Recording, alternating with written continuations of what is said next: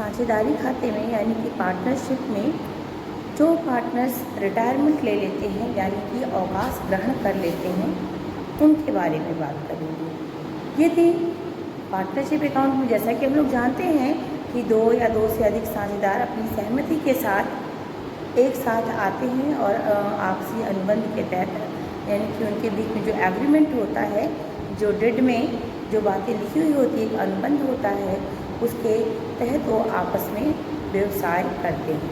परंतु यदि कोई साझेदार व्यवसाय छोड़कर जाना चाहे, यदि कोई पार्टनर बिजनेस छोड़कर जाना चाहे तो उसके लिए क्या रूल्स रेगुलेशन है, या कोई पार्टनर रिटायरमेंट लेना चाहे, रिटायरिंग पार्टनर्स के बारे में, अवकाश ग्रहण करने वाले पार्टनर के बारे में हम लोग बात करेंगे।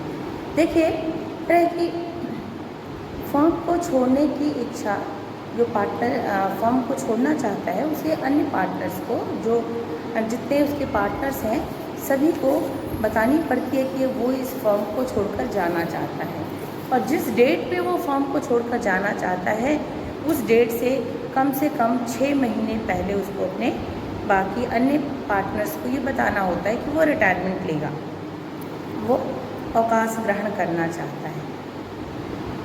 जो पार्टनर रिटायरमेंट ले लेता है यानी जो पार्टनर अब फर्म में नहीं रहना चाहता है, फर्म से अलग होना चाहता है, उसे हिंदी में निर्वृत्त साझेदार या रिटायरिंग पार्टनर कहा जाता है।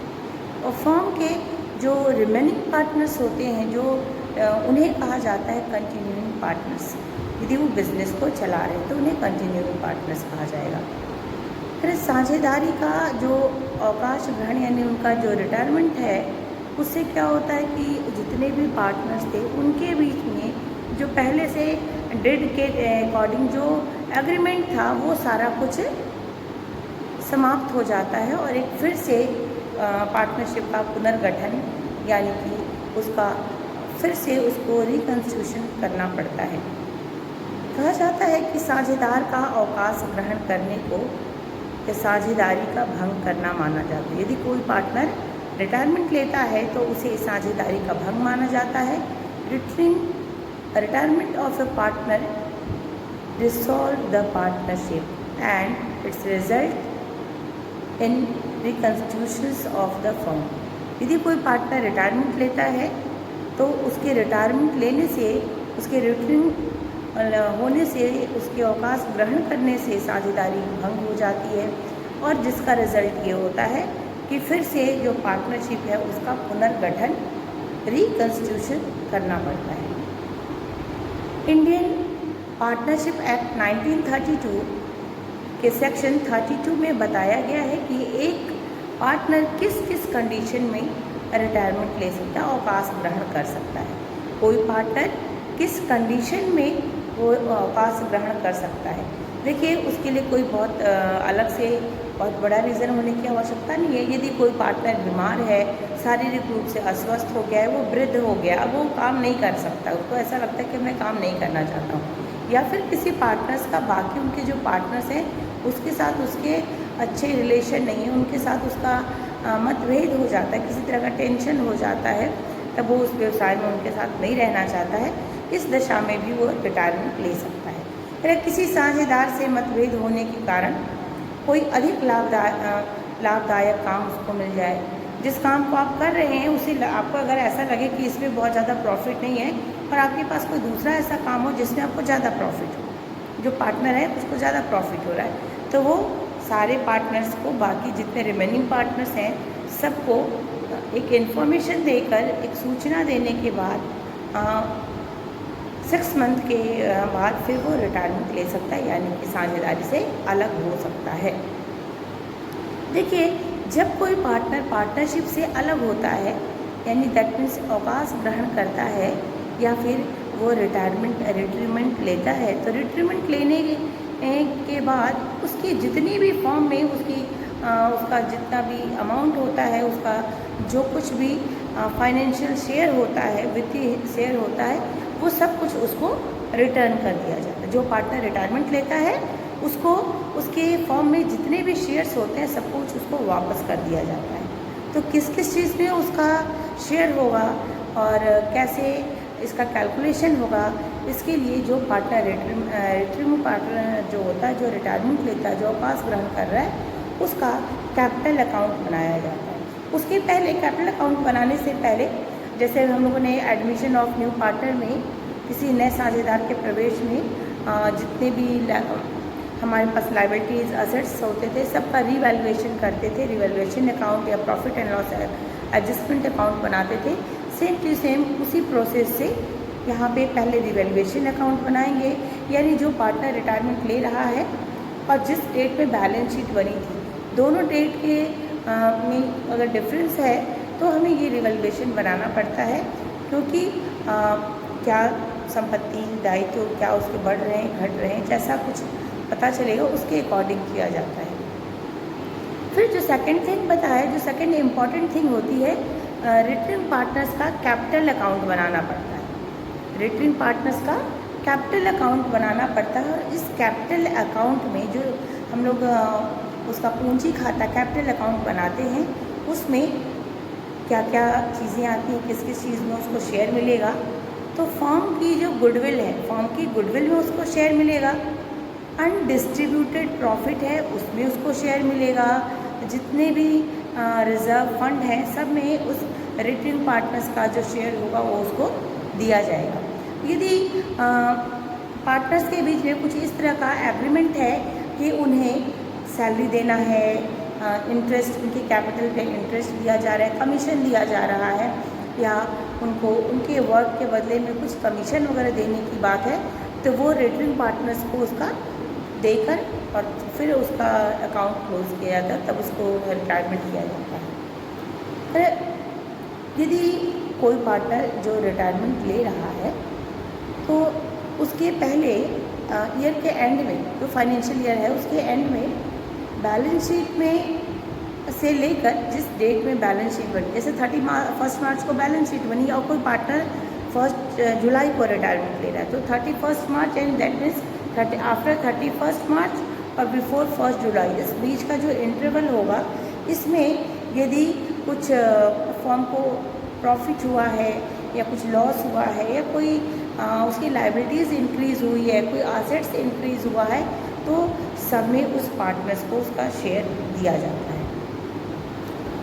इसके साथ साथ ही अक्सर पार्टनरशिप में जितने पार्टनर्स होते हैं, सबका joint account, joint life policy होती है, यानी कि संयुक्त जीवन बीमा पॉलिसी होती है। यदि कोई पार्टनर अवकाश ग्रहण करना चाहता है, यानी कि रिटर्न पार्टनर्स कोई है, रिटायरमेंट ले रहा है, तो उसमें भी जो शेयर होगा, जो सबने मिलकर जो जॉइंट लाइफ इंश्योरेंस बनाया था, उसमें भी उसका जो शेयर होगा उसको दे दिया जाता है। उसके लिए मैं अलग से दूसरे वीडियो में आपको बताऊंगी।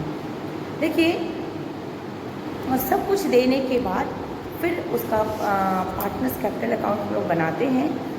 उसके क्रेडिट साइड में क्या क्या चीज़ें आती हैं, डेबिट में क्या क्या आती हैं, पीछे ब्लैक बोर्ड पे देखिए, आपको सारे पॉइंट्स क्लियर होंगे।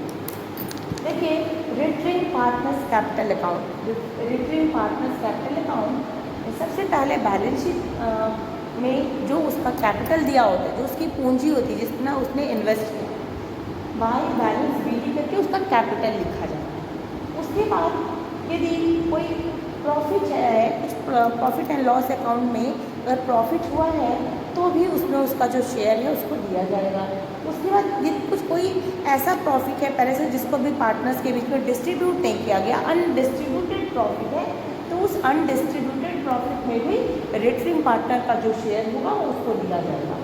जितने भी टाइप के रिजर्व फंड होते हैं, सभी रिजर्व फंड में उसका रिटर्निंग पार्टनर्स का शेयर उसे दिया जाएगा। जनरल रिजर्व जिसे सामान्य संचय है, उसमें उसका जो प्रॉफिट लॉस होगा, जनरल रिजर्व में जो उसका शेयर होगा वो भी उसको दिया जाएगा।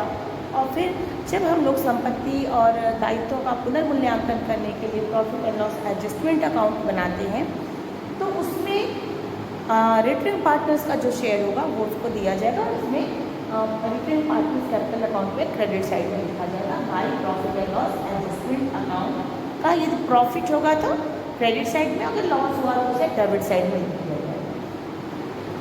यदि कैपिटल पे इंटरेस्ट मिल रहा है, पूंजी पे ब्याज मिल रहा है, तो उसे भी यहाँ दिखाया जाएगा bye interest on capital account में। जैसा भी मैंने जस्ट बताया कि जॉइंट लाइफ पॉलिसी जो सभी पार्टनर्स का एक में जॉइंट होते हैं, उनका जो उसमें जो रिटेन पार्टनर्स का जो शेयर होगा, जो उसका जो भी अमाउंट आएगा उस